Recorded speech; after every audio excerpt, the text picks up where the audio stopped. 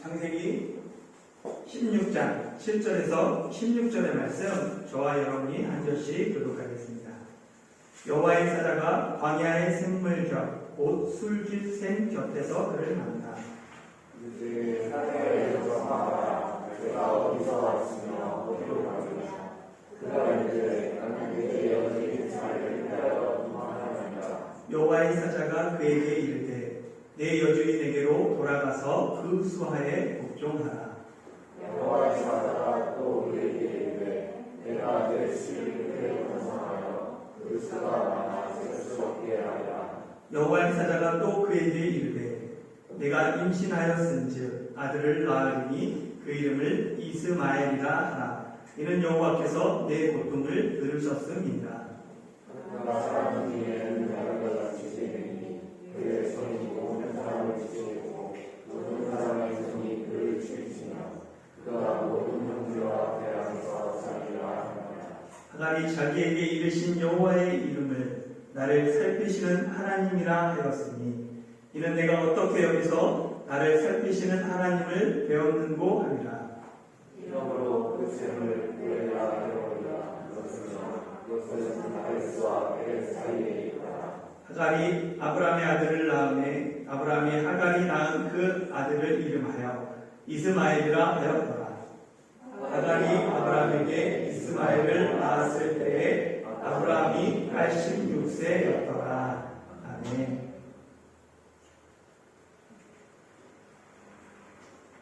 다시 떠나는 날 도종아.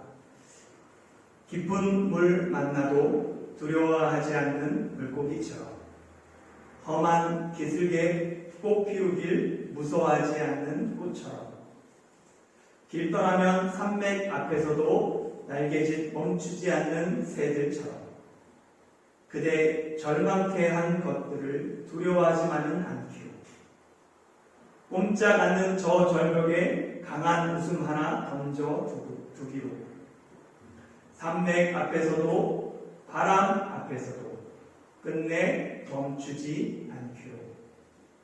도종환 시인의 다시 떠나는 날입니다. 깊은 물을 만나도 험한 기슭에서도 거대한 산맥 앞에서도 절망하지 않고 두려워하지 않고 웃는 얼굴로 꽃을 피우며 끝까지 걸어가길 소망하는 시이죠.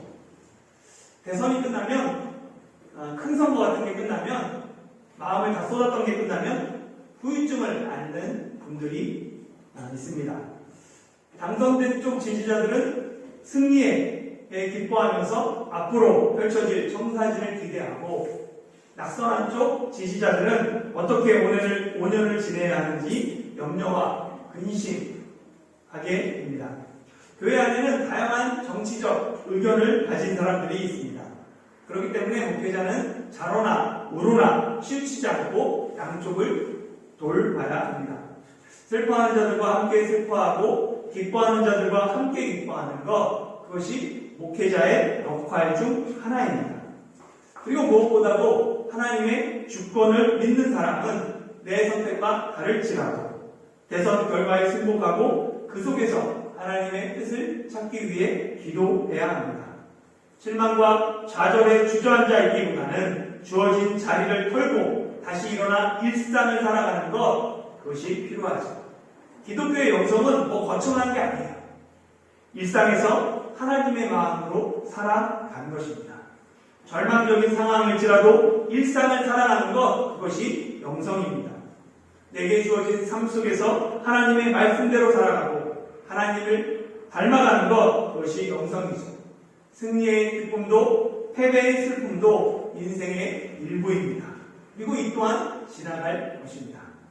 먼저 지난주 말씀을 요약하겠습니다.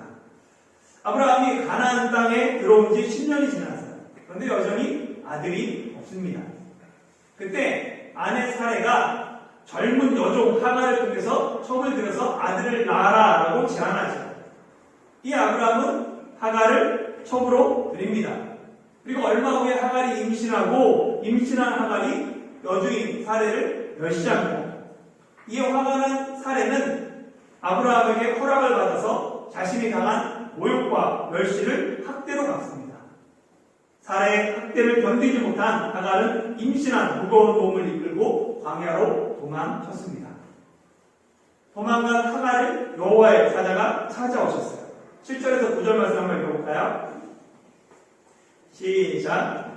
여호와의 사자가 광야의 샘물 곁 곧 술길 샘 곁에서 그를 만나 이르되 사라의 여종 하갈아 내가 어디서 왔으며 어디로 가느냐. 그가 이르되 나는 내 여주인 사례를 피하여 도망하나이다. 여호와의 사자가 그에게 이르되 내 여주인에게로 돌아가서 그 수하에 복종하라. 아멘. 하갈은 이집트 출신 여종입니다. 성경에 기록된 아브라함의 기록들을 보면 아브라함이 이집트에 내려간 적이 있죠. 처음에 가나안 땅에 입성했을 때 그 땅에 기근이 드니까 그 흉년을 피해서 이집트로 내려갑니다. 그때 내려갔다가 이집트의 파라오의 그 신하들에 의해서 그 아내를 공적으로 데려가게 되죠. 빼앗기게 되잖아요. 그리고 바로가 주는 여러 선물을 받습니다. 그 중에 양, 나귀 여러 가지 받는데 그 중에 뭐가 있었냐면 노비가 있었어요. 그래서 어쩌면 하갈은 아브라함이 아내를 팔고 대신 얻었던 노비였을 가능성이 높습니다. 종은 주인에게 메인 존재예요. 종은 자기 마음대로 결정할 수 있는 것이 거의 없습니다. 당연히 종이기에 사랑도 미래도 꿈꾸지 못해요. 그래서 하갈은 어느 날 자신의 의지와 상관없이 임신하지 못하는 여주인을 대신해서 아브라함의 첩이 됩니다. 그리고 아브라함의 아기를 임신하죠. 어린 나이에 종이 되어 소망 없이 살아가던 하갈은 하루아침에 주인의 상속자를 임신한 권력자가 되는 거예요. 이에 하갈은 교만해져서 자신의 신분을 잊어버리고 여주인 사례를 엎친 적입니다. 그러나 이런 하갈의 행동은 오래가지 못했습니다. 결국 사례의 학대를 견디지 못한 이 하갈은 집을 뛰쳐나와 도망갑니다. 도망자 신세가 되어 광야의 샘 곁에 주저앉아 있는 그 하갈을 여호와의 사자가 찾아오셨습니다. 사자에 해당하는 이 히브리어는 말라크예요. 이 말라크는 하나님을 시중드는 자, 하나님께 보냄을 받은 자, 하나님의 말씀을 전하는 자라는 뜻을 갖고 있습니다. 그래서 우리가 사자라고 하면 사실은 라이온이 먼저 떠올라요. 그런데 라이온이 아니라 엔젤입니다. 구약성경에 등장하는 이 여호와의 사자는 삼위일체 하나님 중 주로 성자 예수님으로 해석돼요. 그래서 예수님이 성육신하기 전에 천사의 모습으로 세상에 나타나신 때마다 여호와의 사자라고 표현되는 경우가 많이 있습니다. 그리고 여기 보면 광야 술길이라고 되어 있는데요. 어디냐면 가나안 땅에서 이집트로 내려가는 요 길에 술길, 술광야가 있고 요 길이 술길이라고 불렸어요. 그러니까 하갈은 사례의 학대를 피해 어디로 가고 있는 거냐면 가나안 땅을 나와서 술길을 따라 어디로 가고 있어요? 이집트로 가고 있는 거예요. 고향 이집트로 가고 있을 때 술길의 샘곁 오아시스에서 여호와의 사자가 하갈을 찾아옵니다. 하갈을 찾아오신 하나님은 우리가 생각하는 것보다 훨씬 더 크신 분이세요. 우리는 하나님을 아브라함의 하나님, 사레의 하나님으로 생각합니다. 그래서 하나님은 온 우주 만물을 창조하신 분임에도 불구하고 우리는 자꾸만 나만의 하나님으로 착각하는 거예요. 그렇게 하나님의 사랑이 내게만 있기를 원하고 아브라함과 사라에게만 머물러 있기를 원하죠. 그러나 하나님은 그런 분이 아니십니다. 하나님은 이스라엘의 하나님으로 불리지만 이스라엘만의 하나님은 아니세요. 만왕의 왕이 되시며 만유의 주제이십니다.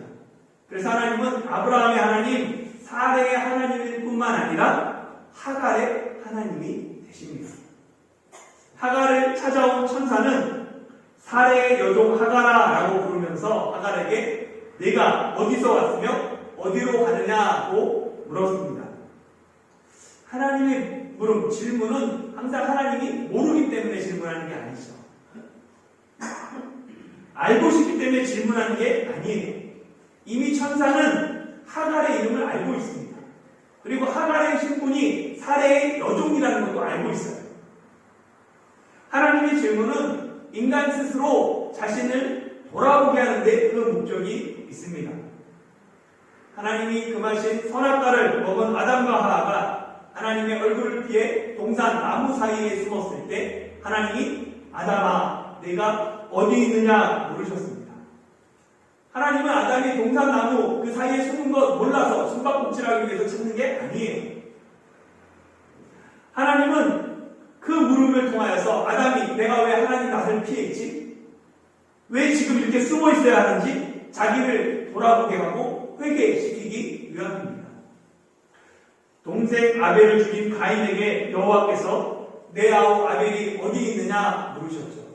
역시 마찬가지입니다.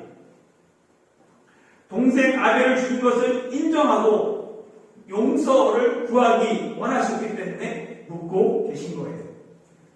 여호와의 사자가 하갈에게 내가 어디서 왔으며 어디로 가느냐라고 부르신 것도 모르기 때문이 아닙니다.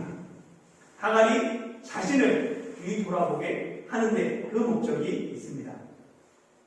내가 어디서 왔으며 어디로 가느냐라는 이 질문은 하갈의 과거와 미래에 대한 질문이죠. 이 질문은 하갈뿐만 아니라 모든 인생이 우리가 들어야 하는 질문입니다. 인간은 어디서부터 왔으며 어디로 가는가? 이 물음에서 철학이 시작되었습니다. 내가 어디서 왔으며 어디로 가는지 고민하는 사람은 하나님을 찾게 돼요. 초월적인 존재, 절대자를 찾고 하나님을 만나게 됩니다. 이와 달리 하나님의 존재를 인정하지 않는 사람은 그 사람에게 인간은 그저 우연히 태어났다가 때가 되면 죽음과 함께 사라지는 존재라고밖에 생각할 수 없습니다. 무신론자에게 인간은 우연으로 시작했다가 필연으로 사라지는 존재일 뿐인 거예요. 그러나 하나님을 믿는 우리는 내가 어디서부터 왔으며 어디로 가는지 분명한 답을 가지고 있습니다. 나는 하나님께로부터 왔으며 하나님께로 돌아갈 것입니다. 우리는 그저 우연히 태어난 존재가 아닙니다. 하나님의 계획에 따라 이 땅에 태어났고 지금 우리는 이 땅에서 하나님을 위해 살아가고 있으며 어느 날 하나님이 부르시면 하나님과 함께 영원히 살게 될 것입니다.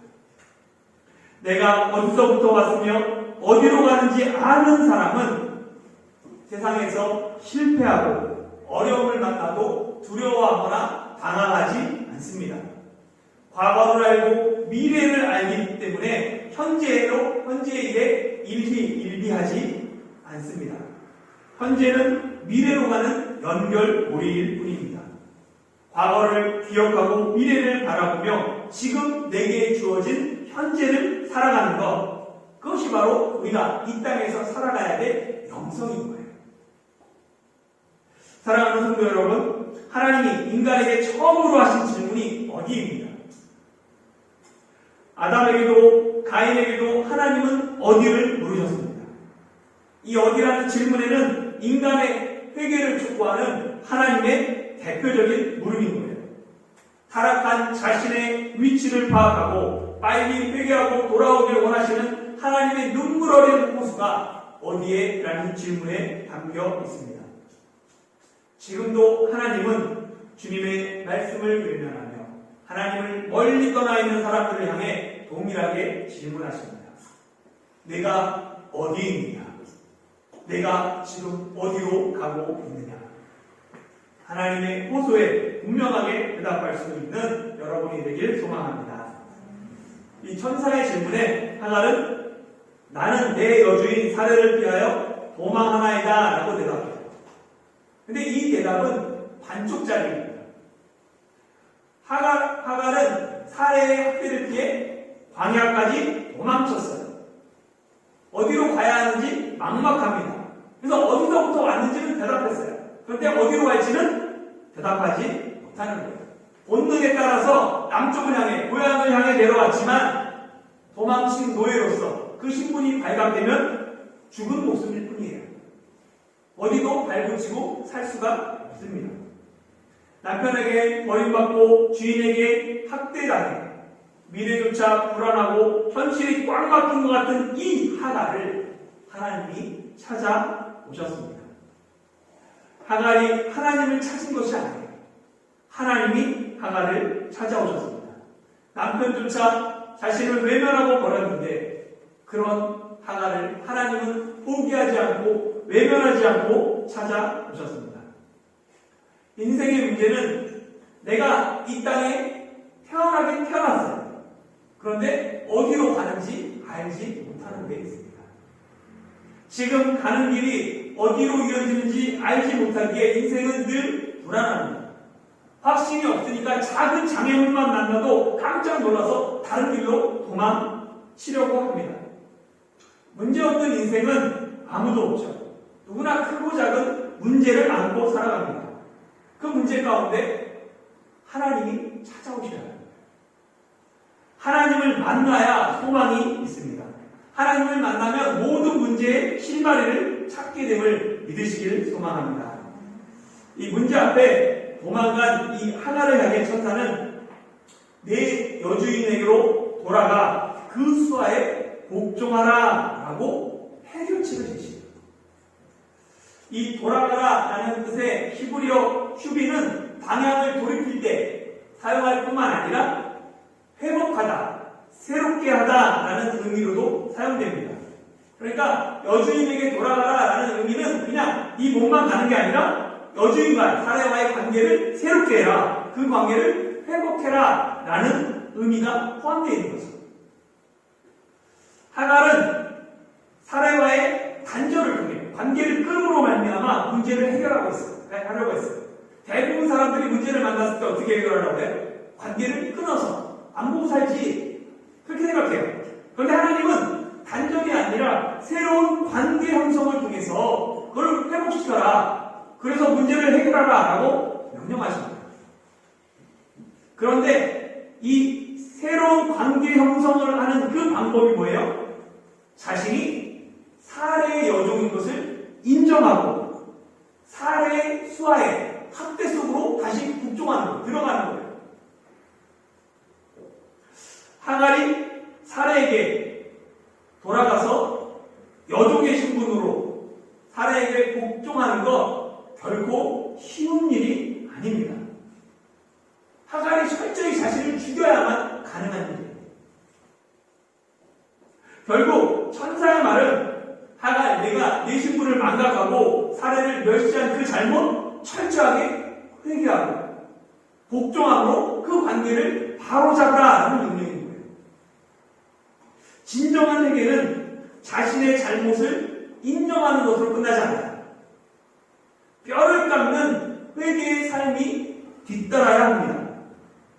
여주인에게 돌아가서 그 수요에 복종하는 것, 철저한 회개가 문제 해결의 열쇠입니다. 자신의 잘못을 인정하고 다시 하갈의 학대 속으로 들어가 복종하는 것, 다시 한번 말씀드리지만 결코 쉬운 일이 아닙니다. 그러나 힘들어도 하나님의 말씀에 순종하면 그것이 복이 됩니다. 10절에서 12절 말씀 다시 한번 읽어볼까요? 시작. 여호와의 사자가 또 그에게 이르되 내가 내 씨를 크게 번성하여 그 수가 많아 셀 수 없게 하리라.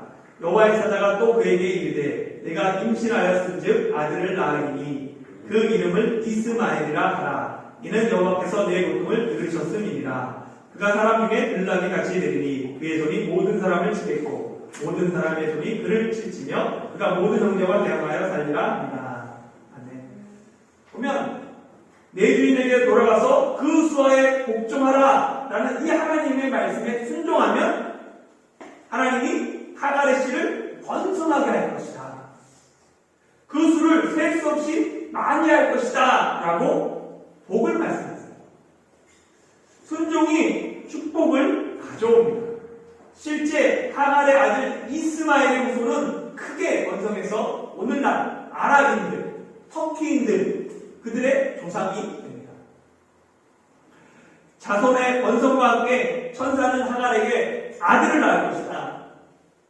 그 태 속에 있는 것이 아들이다라고 얘기하고 그 이름을 이스마엘로 지어줍니다. 당시 여인의 가장 큰 영예는 아들을 낳는 거예요. 아들을 통해 가문을 잇는 것, 그것이 여자의 가장 큰 영예였기 때문에 이 천사의 말은 하갈에게 소망이 됩니다. 아들에 대한, 미래에 대한 소망이 있기에 비록 현실은 절망적이지만 하갈은 사라에게 돌아가게 됩니다. 하나님의 약속이 절망적인 현실을 이겨내는 힘이 됩니다. 그리고 성경에서 하나님이 태어날 아들의 이름을 미리 알려준 최초의 이름이 이스마엘입니다. 이스마엘은 하나님이 들으심이라는 뜻입니다. 즉 하나님은 아무런 의지할 것 없는 그 하갈의 고통을 들으시는 분입니다. 하나님은 하갈의 고통을 외면하지 않으시고 해결 방안을 마련해 주셨습니다. 고통 중에 있는 사람들, 그 호소를 들으시는 하나님의 사랑을 후대에게 전파하는 이름이 사실은 이스마엘입니다. 그 이름을 부를 때마다 하나님이 나의 아픔을, 나의 어려움을 알고 계시고 나의 심수를 듣고 계신다. 그 이름이 담고 있죠. 나의 고통을 하나님께서 들으십니다. 내 아픔을 하나님은 외면하지 않으십니다. 내 모든 아픔과 고통을 하나님이 들으실 때 절망이 소망으로 변합니다. 하나님이 들으실 때 치유가 일어나요. 고통과 아픔을 가지고 하나님께 나가십시오. 하나님께 아뢰십시오. 하나님께서 들으십니다. 하나님께서 듣고 응답하실 것입니다. 하나님의 은혜를 체험해야 다시 돌아가서 복종할 수 있습니다. 하나님께 기도함으로 하나님의 은혜를 체험하는 성도들이 되길 소망합니다. 이 하갈은 자신을 찾아오신 하나님께 감격하며 여호와의 이름을 불러요. 13절, 14절 한번 읽어볼까요? 시작. 하갈이 자기에게 이르신 여호와의 이름을 나를 살피시는 하나님이라 하였으니 이는 내가 어떻게 여기서 나를 살피시는 하나님을 배웠는고 하니라. 이러므로 그 샘을 보엘라 헤로이라 불렀으며 그것은 가데스와 베렛 사이에 있더라. 아멘. 하갈은 여호와의 이름을 나를 살피시는 하나님이라고 부릅니다. 이에 해당하는 히브리어가 엘로이예요. 엘로이는 나를 지키시는 하나님 또는 나의 눈으로 확인한 하나님이라는 뜻이에요.